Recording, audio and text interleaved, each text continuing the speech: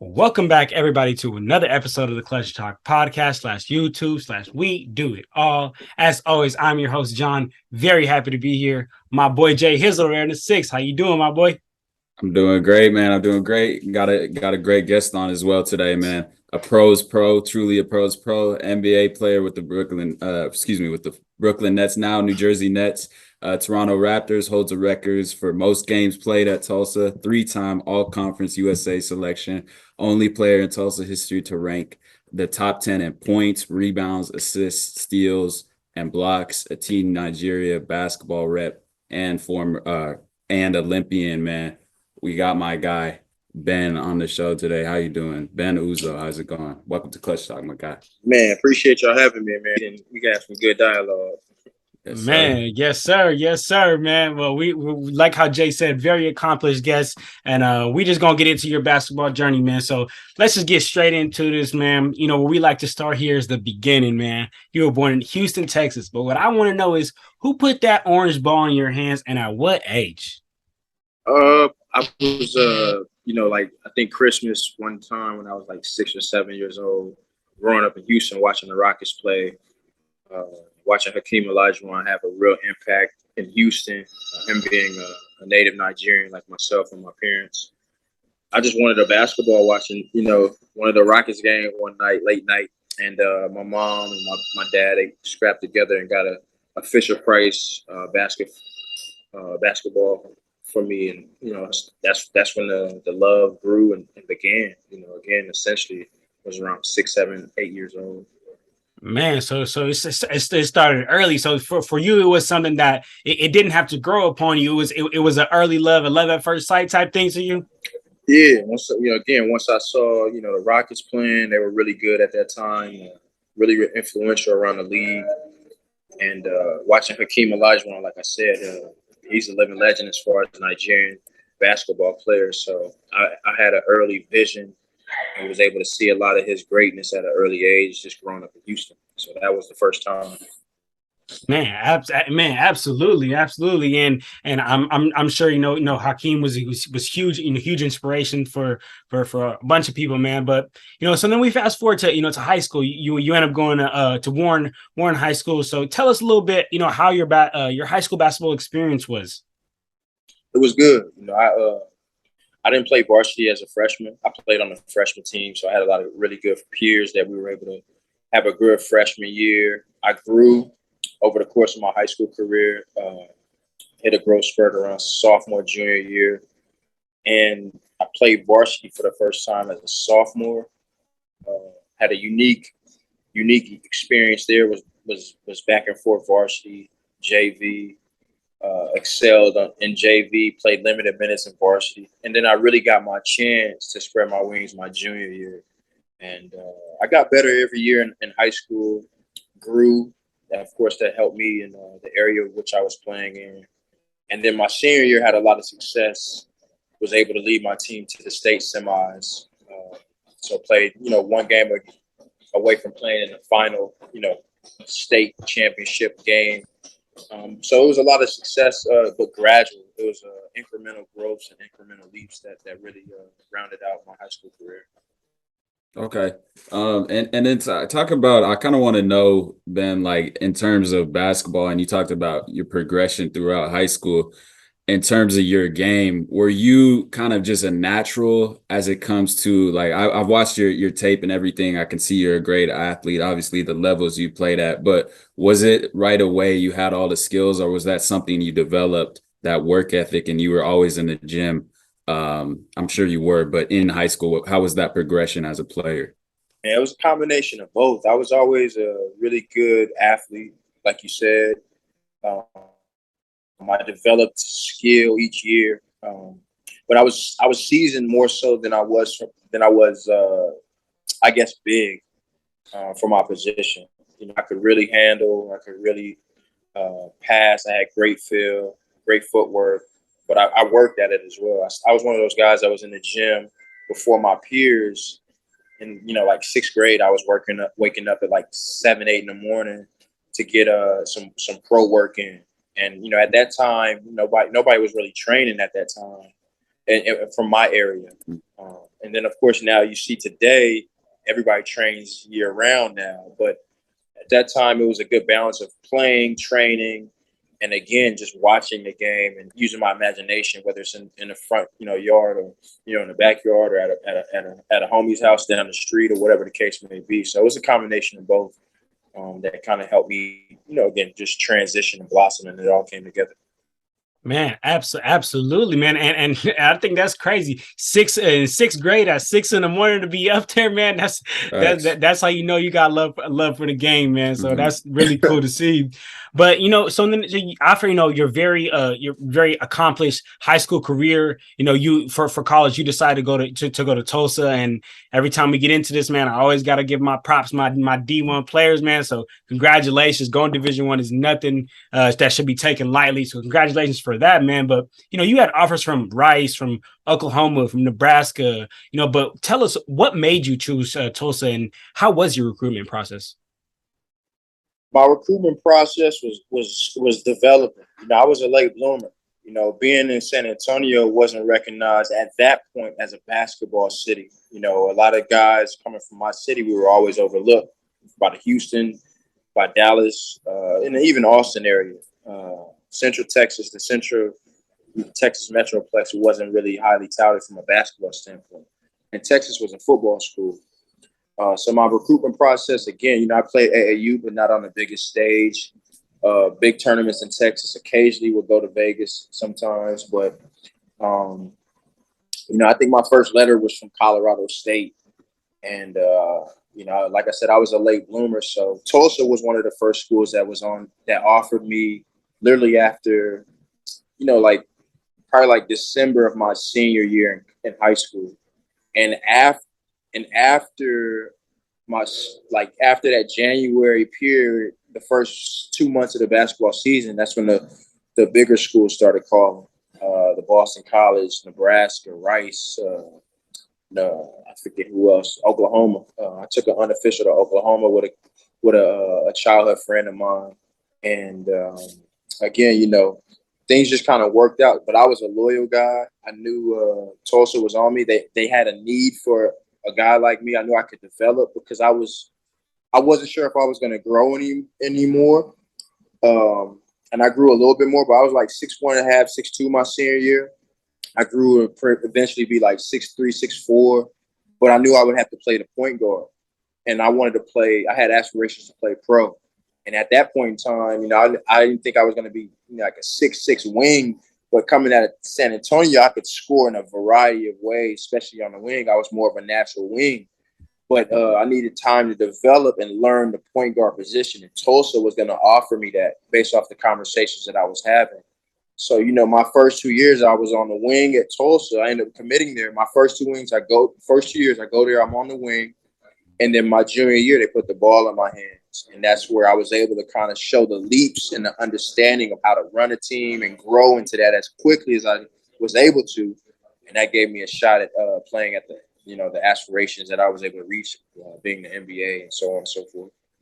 Absolutely, man. Absolutely. So, you talk about your time at Tulsa, and very, very accomplished player. I mean, just as a true freshman, you started in 30 of the 31 games and scored most points in one game for a freshman debut in Tulsa history. That isn't the only history that you made at Tulsa. But what I really want to know is how was, that transition of being the guy, being, highly recruited, you were the 7th best ranked player in Texas in high school, to now you're in a program where everyone is a top tier guy, everyone's solid, practice is a battle war. So talk to us about how that was. Did you have a moment where you're like, damn, I really got to get in the gym and I got to take my game to the next level? Man, yeah, that moment, I'll be honest, I was, I come from a very unique emotional climate that always allowed me to, I never wanted to have any regrets. And I always had a great work ethic. Like I said, I was already up at 6 a.m. in sixth grade, 7th, 8th grade. And different people would come and pick me up and allow me to participate in, those early morning workouts. So I took that mentality with me to school. And I just kept my books, again, it was grades and work. So as a freshman, I had again, it said you said I started 30 out of 31, but I was up in the gym preseason before practices at 6 in the morning, and then go to class, and then we got practice at 3:30, 4 o'clock. So I was already getting those double reps like I had already, ingrained in middle school. So I was able to beat out our senior, who was, again, I was on the wing. I'm a freshman starting at the senior position, starting over a senior as a freshman. So I knew I was going to get a lot of attention, but to your credit, to be able to bridge that gap is like, everybody's everybody's solid, more physical, more athletic. My mentality, I was already, running to that battle, so to speak. So I was, again, I wanted to, if I was going to go down, I was going to go down swinging, but I knew I had bigger aspirations than just go in and be a freshman on this team. I wanted to be impactful. I wanted to start. I wanted to compete. And again, like you said, I forgot I even did that. That my opener at Tulsa was really special. I didn't even realize it. And I left a lot off. I missed a couple free throws. I remember my assistant coach at the time, he was telling me, you should have had 30. And again, at that time, I only knew what I knew. But again, I was able to, round out some things and learn some things. But, a lot of people was really supportive of that transition, even along with the work ethic and the mentality that I had. Absolutely, man. And a lot of players, when they're playing at a high level, sometimes they don't know if they're really ready. And then, sometimes a big game will happen and it'll prove to themselves like, oh, I belong, oh, I'm here. So did that happen to you first game? Did you get that feeling like, oh, I already know I'm supposed to be here? Or did you come into it like you had that confidence? It confirmed a lot for me, to be able to have that expectation and meet that expectation and confirmed a lot. But the work that I put into to prepare, you know what I mean? It was a lot of dots connected.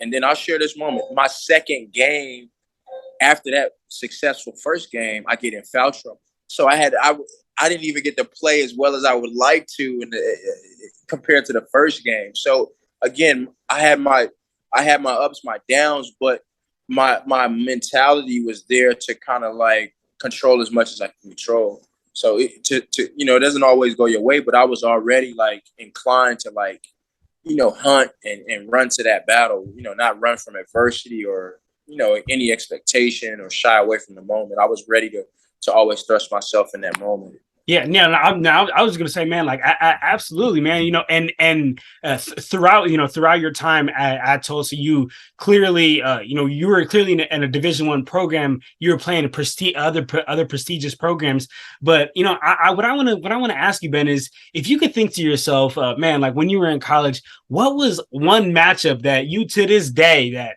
they're all clearly great players, but what's one matchup that to this day you were like, man, that was a tough matchup every time we went at it? We individually or versus a specific team? You can go both. Both, yeah, just both. Yeah. Well, over my 4-year career, we played Memphis, and Memphis at that time they were, Coach Calipari, who's now the head coach of University of Kentucky. He would bring in, a lot of one and done guys, a lot of the tough point guards or guards, highly touted guards around the country. So, one year, I go from playing against Derrick Rose to Tyreek Evans to Chris Douglas Roberts. And over my 4-year career, we were never able to knock off the Memphis Tigers. And again, year in, year out, we're playing against, a guy who's projected in the top 5, lottery or first round in the NBA draft. And he's got these guys, foaming at the mouth, breathing every word that he's able to, preach into their bodies and their minds. And we either go to Memphis or they come to Tulsa, and we can't get over the hump to beat them. So, hats off to them. But those are the moments that I was always, preparing for and had it circled on my calendar, so to speak. Those Memphis Tigers teams that we weren't able to beat. Okay. And that progression was natural. Obviously, you weren't able to beat Memphis, but you had those big games and everything, natural progression. You put in the work. You were doing all that throughout high school, throughout college. and now we're going to get into the pros. Like you talked about, what led up to that? What was it after you had your successful college career? You know, I read off the accolades in the introduction. We know all about that. But what was it after that? You want to go to the pros, you put in, like I said, all that work. What was that process like, leading up to the pros, agents, all that? It was a unique process. Again, you know, I knew I had to play the point guard to be able to play at the highest level that every kid dreams of playing at. You know, I was around 6'2", 6'3", 6'4", had the ball in my hands, had to learn how to be a more serviceable point guard at that time. Really, you know, dynamic in my own right at that time, you know, 21, 22-year-old kid. But the process began before I graduated college. You know, I was invited to Portsmouth Invitational. I really played well at Portsmouth. I was top 15. I was finished top 15. I made the all-third team at Portsmouth, and that got me more workouts. Was going back and forth from Tulsa to Los Angeles and working out with a buddy of mine, Jerome Jordan, who ended up getting drafted in that same year. The process of choosing an agent, I signed with a company out of California named BDA Sports, along with Jerome, that they were taking care of, like, again, making sure I was finishing my school so I could graduate on time that May, but yet training and getting used to that training regimen of working out against, you know, high caliber pros and as a pro. So I was going back and forth from Tulsa to LA for like 2 months. Ended up walking the stage, but right after I finished walking the stage, I had pre-draft workouts. I had 16 from May all the way to, you know, 2 days before draft night. My draft stock was at the time likely undrafted at the beginning of the pre-draft process. 2 days before draft night, I had 3 teams call to say they wanted to take me at 34, 40, and 42 or something like that. But they hadn't worked me out.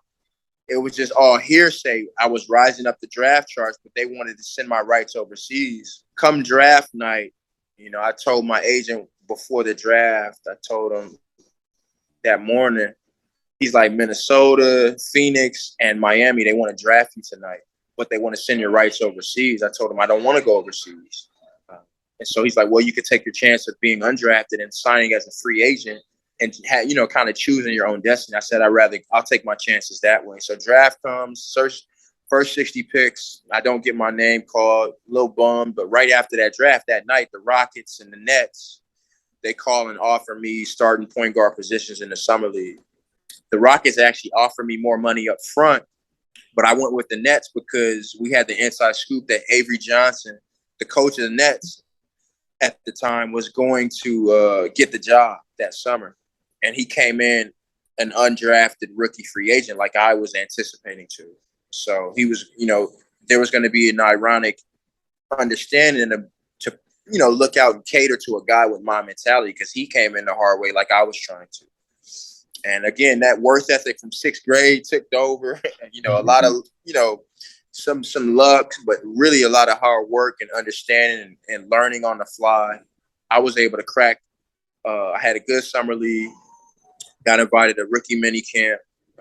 Again, just I did everything I was supposed to do. Guys were going on vacation. I stayed in the gym in New Jersey, working out, running sprints, shooting free throws, working on my jumper, working on my handles.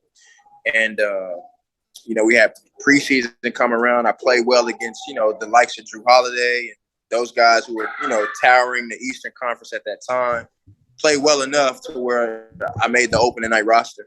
And, again, that's kind of how my rookie or my pro career began. And, again, there's more stories along the way, but that was that 5-month process, 6-month process from May all the way to, like, you know, October, September, October, November.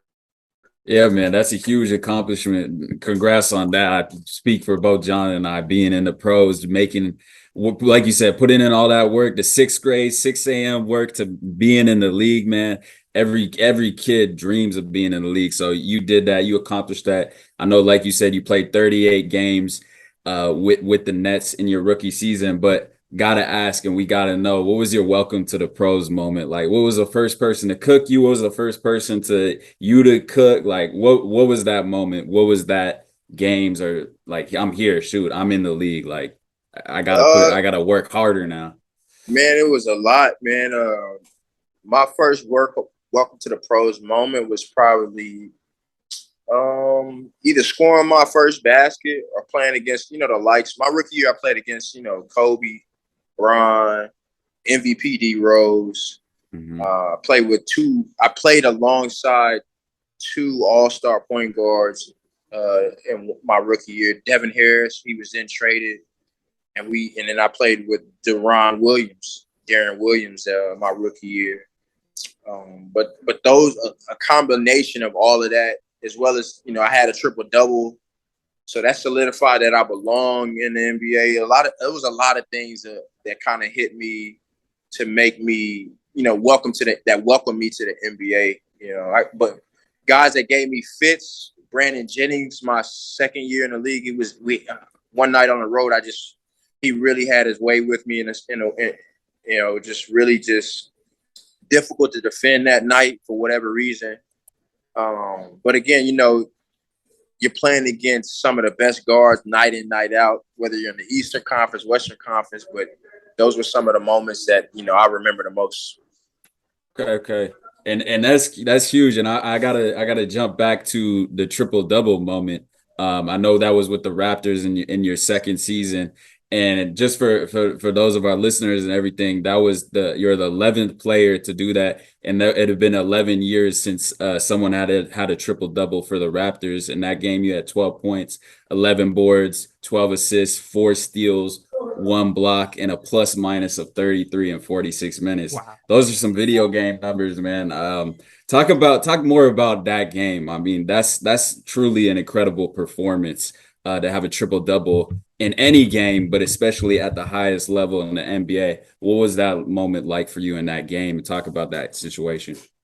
It was a lot. It was a lot that went into it. I was really mentally locked in at that time. I was writing down my thoughts, feelings, and actions before doing some work with the mental coach, like a mind coach, just to continue to find the edge. And for the 2 months prior to that game, I was writing my thoughts, my feelings, and my actions down on paper.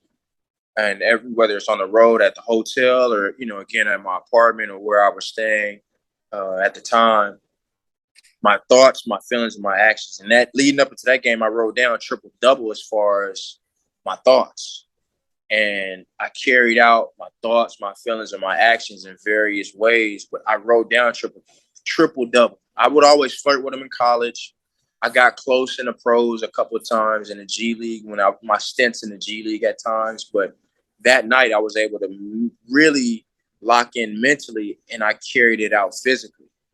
And I think that was the first time that I was able to, from my understanding, control the dynamic of mental and physical. And you would hear like guys like Kobe or LeBron, but mainly for me, Kobe was very influential. But he would always be like, the game of basketball is 80% mental, 20% physical.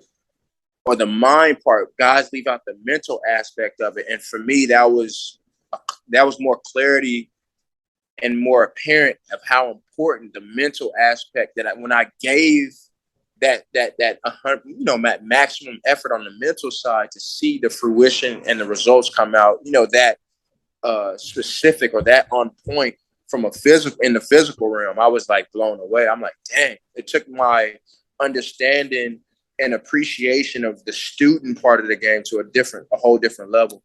And obviously, just it solidified me I guess at that time of where I was. It wasn't just a cup of coffee that I was having in NBA. I was actually an NBA player. You know what I mean? So I feel like that stamped me and gave me a lot more credibility and just ownership of what I was actually doing.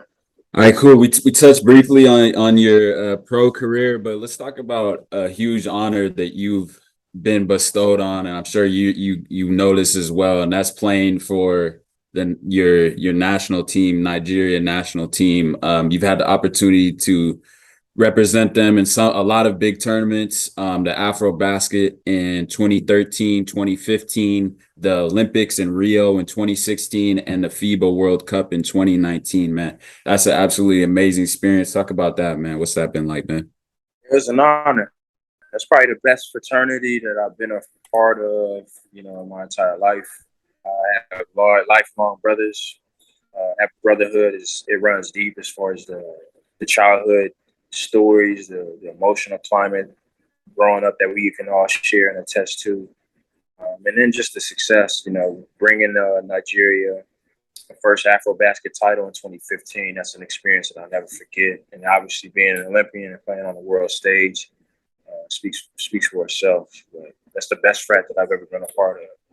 Man, absolutely, man. That's one of those feelings that you just you can't get any better than to represent your country that you're from. So hats off and flowers to you for that, man. But man, Ben, as we see throughout your career, you've just been consistently, working hard, betting on yourself, and it's been consistently working out, and we've seen that from your early Houston days at the Fisher Price hoop up until now, until you represent Nigeria in the Olympics. So what we want to get to now is what's next, and where are you.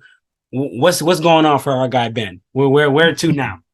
Well, I'm currently playing in Venezuela. I signed out here a couple of weeks ago, but I have various opportunities to transition and do. I have my eyes just getting in, exploring other interests. Maybe obviously I've been thinking more life after basketball, settling down, starting a family, finding a one. But right now, I'm still playing. I may play for another year or two. Depends on how my body feels and just what opportunities present themselves. But I've been networking, doing a lot of dual conscious stuff, seeing just what is out there as far as that makes sense to my interests. I was at Summer League this past July, a couple of weeks ago. I've been in this program that they offer their current and former players. So there's incubator programs of my interest that I've been putting myself in position to thrive and be in front of decision makers and things of that nature. Just maybe if I want to be a coach, a front office guy, a scout, various things like that. But man, it's dope to have been relevant this long to where like those opportunities and those phone calls and the phone is still ringing on both sides, and so I could just kind of take my time. Absolutely, man. Absolutely. And your love for the game and the work that you put in has took you here, man. So from both me and Justin, we congratulate you and we thank you. We thank you for coming on the pod and talking to us. This was an absolutely great conversation. And if there is anybody out there, if there's a young kid who wants to be just like Ben, who wants to have the success like you, what would you tell them? Man, I would say run to the battle, keep God first, and listen to your parents. I think those three are very important because we all need a guide, and a physical guide, and our parents they have a lot of wisdom to transfer over to their kids or to their loved ones. And then running to the battle, you can't. When you're running to the battle, you're doing everything in your power not to make an excuse, to motivate yourself. I feel like that translates and speaks so much volumes in regards to controlling what you can control and falling forward. So, running to that battle because life is a battle. It's a war. It's not always easy. It's a fight. So all those three things I'd say. Absolutely, man. Absolutely. So for all the young hoopers out there, you want to be like our guy Ben, man. Make sure you run to the battle, man, and make sure you're ready for that. But Justin, do you got any last words for our guy Ben here? Nah, appreciate the words of the wise man. Appreciate you coming on. Appreciate your time, Ben. Good luck in Venezuela. Good luck in your future endeavors outside of basketball, because I know you said that's coming up in your future soon. So gonna be following you, and for all the family, check them out. Is there anything you want to follow or anything you want to shout out otherwise, like plug anything? I'm simple, man. I don't do a whole lot of that. I got a merch page, man. Click the link in my bio if y'all to get a chance to follow me on Instagram. It's @whereya_Ben. And other than that, man, just I appreciate y'all having me. It's good vibes. Yes, sir, man. Yes, sir. For all the family out there, if you guys want to stay up to date with Ben and everything that he's got going on, I will link his Instagram and his merch link in the description down below. So make sure you go check our guy out. But if we ain't got no more, man, then that's it. We out of here, y'all. Clutch Talk out. Appreciate it. Peace.